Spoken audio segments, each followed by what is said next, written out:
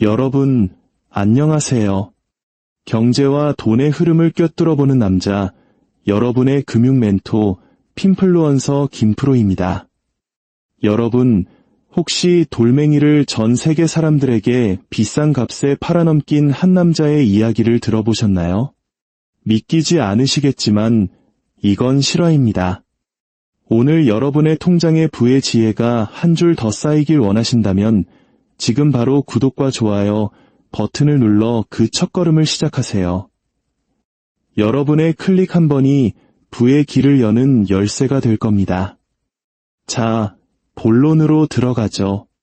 한때 전 세계 다이아몬드 공급량의 95%가 단 한 사람의 손에 있었습니다. 맞습니다. 단 한 명이요. 그의 이름은 어니스트 오펜하이머. 그는 세계적인 다이아몬드 기업 드비어스를 장악하고 자신만의 거대한 제국을 건설했습니다. 그를 세계 금융시장에서 가장 영향력 있는 인물 중 하나로 만든 제국이었죠. 그의 다이아몬드 시장 지배력은 너무나 막강해서 공급망부터 명품 가격에 이르기까지 모든 것을 좌지우지했습니다. 이 정도의 권력과 통제력은 오펜하이머를 아프리카 대륙 전체에서 가장 강력한 인물로 만들었죠. 왜냐하면 그의 힘은 단순히 다이아몬드에만 국한되지 않았거든요. 금, 석탄, 우라늄 산업까지 그의 손아귀에 있었습니다. 하지만 이런 영속적인 권력은 쉽게 얻어지지 않았습니다. 그 이면에는 수많은 거래와 시장 조작, 그리고 오랜 기간에 걸친 착취의 역사가 숨어 있었죠. 오늘 그 어두운 비밀을 파헤쳐 볼 겁니다.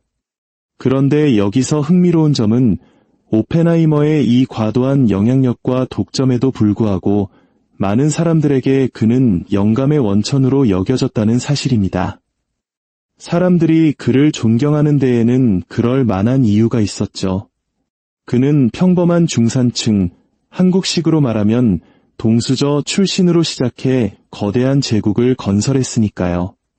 그는 반짝이는 돌멩이를 권력으로 바꾸었고 말 그대로 전 세계 광산업의 판도를 바꿔버렸습니다. 그의 가장 큰 업적은 당시 경쟁사였던 드비어스를 인수하여 글로벌 초강력 기업으로 키워낸 것입니다. 이것만으로도 정말 대단한 일이죠. 이것만 보면 그는 정말 인상적이고 무서울 정도로 효율적인 사업가처럼 보입니다. 하지만 이건 이야기의 절반에 불과합니다. 다른 많은 사람들은 그를 뼈저리게 증오했습니다. 왜냐하면 그의 제국은 착취당한 노동자들의 등골 위에 세워졌기 때문입니다. 독점을 통해 그는 전체 경제를 통제했고 그의 냉혹한 결정 하나하나가 수많은 사람들의 삶을 뒤흔들었습니다. 그렇다면 진짜 질문은 이것입니다. 어떻게 한 사람이 시장 전체와 정부를 조종할 수 있었을까요? 그리고 그의 권력 상승의 진짜 대가는 무엇이었을까요? 이 모든 것을 이해하기 위해 우리는 그가 어떻게 평범한 중산층 소년에서 산업의 거물이 되었는지 그 여정을 따라가 봐야 합니다. 오펜하이머의 이야기는 독일의 작은 마을 프리트베르크에서 시작됩니다. 그는 평범한 중산층 유대인 가정에서 태어났죠. 시작은 아주 소박했습니다. 하지만 그의 야망은 결코 평범하지 않았습니다. 그는 자신을 남들과 다르게 만들어줄 기술을 배우는 데 굶주려 있었죠. 16살 무렵 그는 다이아몬드 사업을 더 배우기 위해 런던으로 향했습니다. 그곳에서 그는 런던의 다이아몬드 중개회사인 덩클스블러 앤 컴퍼니에서 말단 사무원으로 일자리를 얻습니다. 처음부터 오펜하이머는 평범한 직원이 아니었습니다. 1902년 그의 노력은 마침내 빛을 발합니다. 그는 고용주들에게 깊은 인상을 남겼고 회사는 그를 남아프리카의 다이아몬드 도시로 알려진 킴벌리로 파견합니다. 이곳에서 어니스트 오펜하이머는 회사를 대표하는 바이어로 활동하게 되죠. 그는 이 기회를 통해 급성장하는 다이아몬드 산업의 모든 것을 속속들이 파악하기 시작했습니다. 그는 매우 영리했고 이 기회를 활용해 인맥을 쌓고 거래의 기술을 익혔습니다. 하지만 오펜하이머의 비전은 단순히 사업에만 머물지 않았습니다. 그는 킴벌리에서 진정한 힘이란 다이아몬드를 통제하는 것뿐만 아니라 지역사회에 깊숙이 스며드는 것임을 이해했습니다. 1908년 도착한 지 불과 몇 년 만에 그는 시의회 의원으로 선출됩니다. 이것은 단순한 비즈니스 행보가 아니었습니다. 그의 정치적 야망의 시작이자 오펜하이머가 더 이상 단순한 사업가가 아님을 보여주는 신호탄이었죠. 그는 여기서 멈추지 않았습니다. 불과 4년 후인 1912년 그는 킴벌리의 시장이 되어 1915년까지 그 자리를 지켰습니다. 하지만 바로 그 무렵 제1차 세계대전이 발발했고 모든 것이 바뀌었습니다. 전쟁은 독일의 패배로 끝났고 영국은 독일의 아프리카 식민지를 장악했습니다. 이것이 바로 오펜하이머가 기다려온 변화였습니다. 그가 권력의 정점으로 올라설 문이 열린 순간이었죠. 오펜하이머를 기회주의자라고 불러도 틀린 말은 아닐 겁니다. 전쟁 후 독일의 광산 이권은 몰수되었고 오펜하이머는 바로 그 순간을 포착했습니다.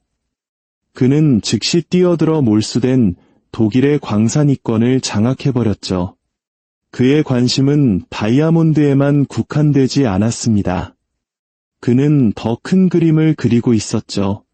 그는 인맥 만들기에 능했고 이를 통해 W.L. 호놀드라는 미국인 엔지니어와 친구가 되었습니다. 호놀드는 다른 사람들이 간과했던 이스트랜드 지역에 금이 묻혀 있다고 굳게 믿고 있었습니다. 오펜하이머는 자신의 직감을 믿고 호놀드의 전문 지식에 투자하기로 결심합니다. 1917년 그들은 앵글로 아메리칸 코퍼레이션을 설립했습니다. 물론 혼자 한 것은 아니었습니다. 당시 세계 금융계의 거물 JP 모건이 재정적 지원을 받았죠. 다른 모든 사람들이 쓸모없다고 생각했던 지역에서 금을 캐겠다는 그야말로 엄청난 도박이었습니다. 하지만 오펜하이머는 사람들의 예상을 뒤엎는데 천부적인 재능이 있었죠. 모두가 센트럴랜드로 몰려갈 때 오펜하이머는 아무도 거들떠보지 않던 파 이스트랜드의 모든 것을 걸었습니다. 사람들은 그가 시간을 낭비하고 있다고 비웃었지만 그는 말 그대로 금을 터뜨렸습니다. 대박이 난 거죠.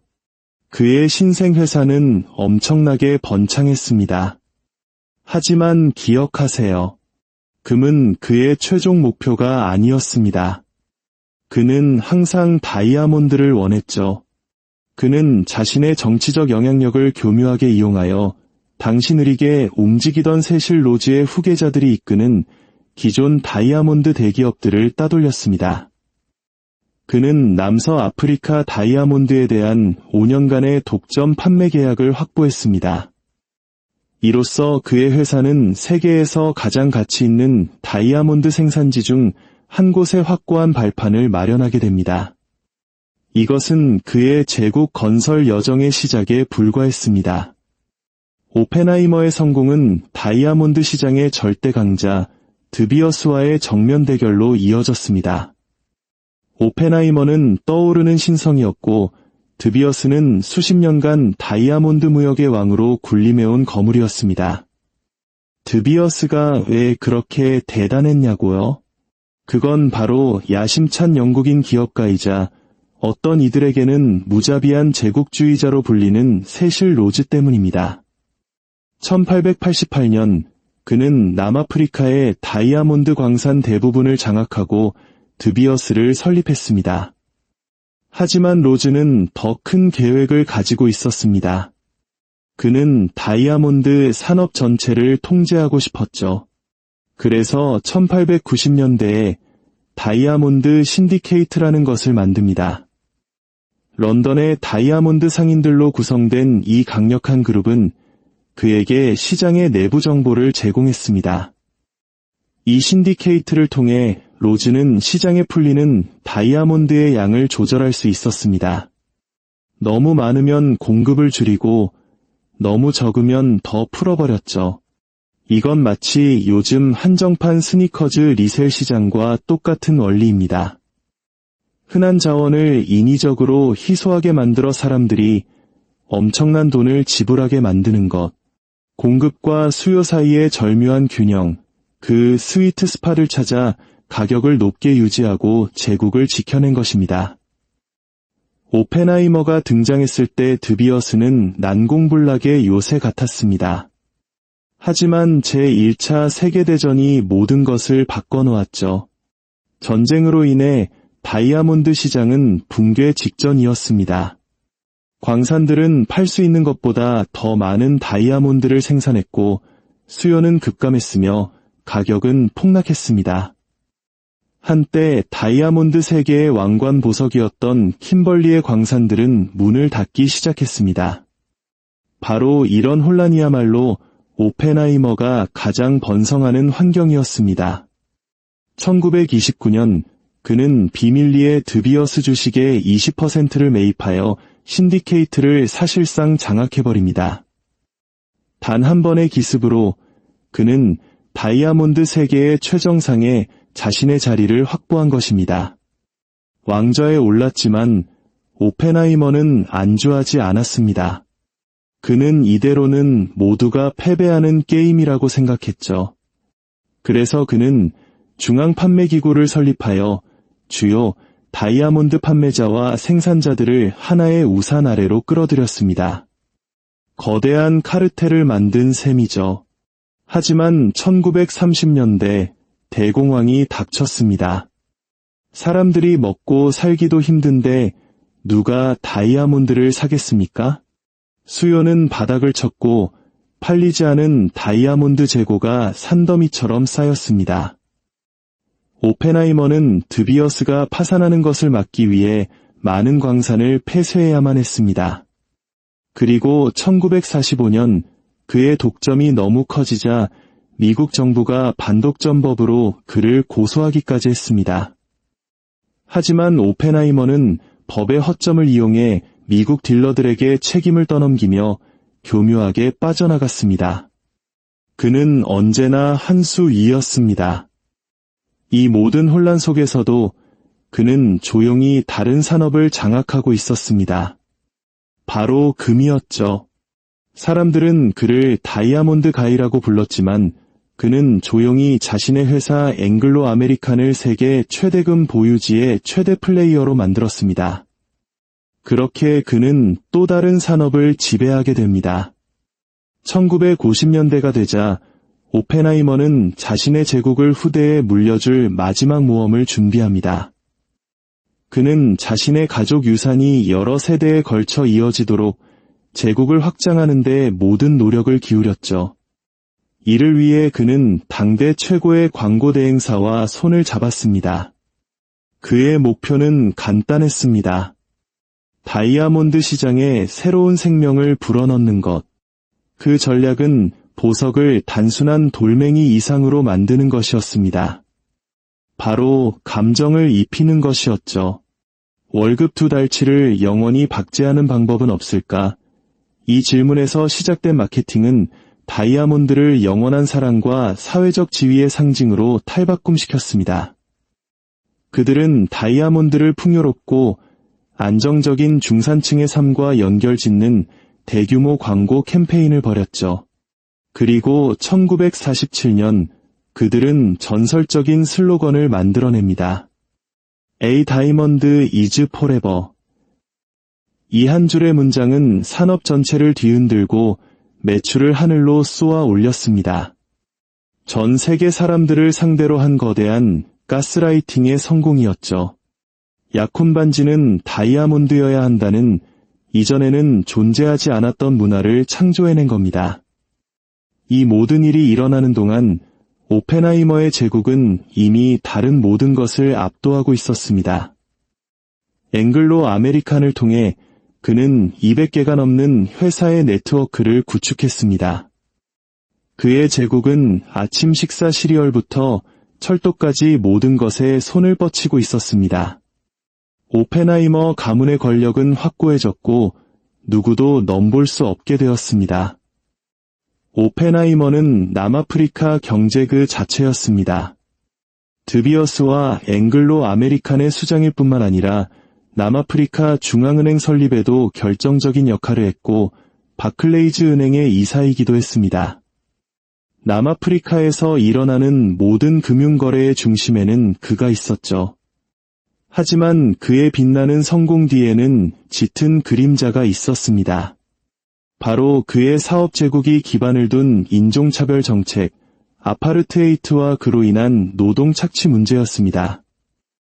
오펜하이머의 회사들은 남아프리카에서 이주 노동자를 가장 많이 고용한 민간 기업이었습니다. 이 시스템은 흑인 노동자들을 농촌 지역에서 강제로 데려와 집에서 멀리 떨어진 광산에서 일하게 했습니다. 그들은 비좁고 끔찍한 환경에서 살았고 가족을 데려올 권리조차 없었습니다. 거의 한 세기 동안 수많은 가족들이 이별의 고통을 겪어야 했습니다. 그리고 피의 다이아몬드 문제가 있습니다. 1990년대 드비어스는 분쟁 지역의 다이아몬드, 즉 아프리카의 잔혹한 내전을 부채질한 블러드 다이아몬드를 거래했다는 비난에 직면했습니다. 가격 담합, 소비자 기만, 인권 유린 혐의까지 받았죠. 결국 그들은 소송을 해결하기 위해 2억 9,500만 달러를 지불했지만 그들의 명성에 남은 상처는 지울 수 없었습니다. 영화 블러드 다이아몬드를 보셨다면 가공되지 않은 다이아몬드가 어떻게 아프리카의 가장 잔혹한 내전의 자금줄이 되었는지 아실 겁니다.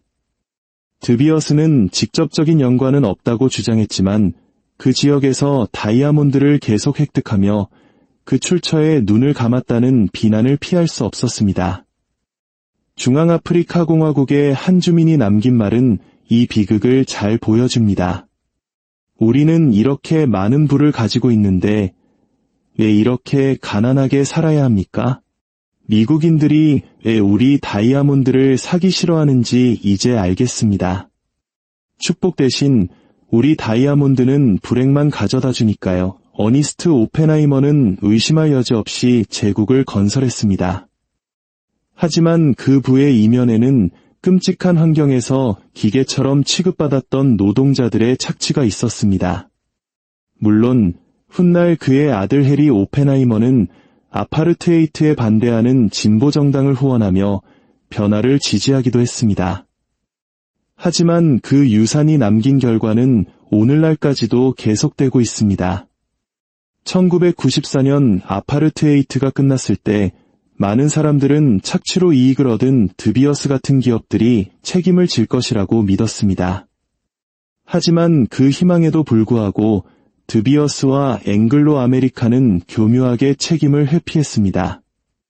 당시 드비어스는 요하네스버그 증권거래소에 상장된 기업의 85%를 통제하고 있었습니다. 새로 선출된 ANC 정부는 경제 붕괴를 감수하지 않고서는 드비어스를 건드릴 수 없었죠. 결국 국가는 자유를 얻었지만 일부 낡은 권력은 새 옷을 입고 그대로 남았습니다. 어니스트 오펜하이머의 유산은 복잡합니다. 그는 비천한 시작에서 불을 일궜지만 그 과정은 논란으로 가득 차 있습니다. 그는 뛰어난 사업가였지만 그가 정상에 오르기까지의 방식은 우리에게 많은 질문을 던집니다. 우리가 누리는 사치와 부의 진짜 대가는 무엇일까요? 반짝이는 다이아몬드 뒤에 숨겨진 눈물과 고통을 우리는 과연 외면할 수 있을까요? 오늘 이야기는 여기까지입니다. 여러분의 생각은 어떠신가요? 댓글로 자유롭게 의견을 남겨주세요. 다음 시간에도 더 흥미롭고 깊이 있는 돈의 이야기로 찾아뵙겠습니다.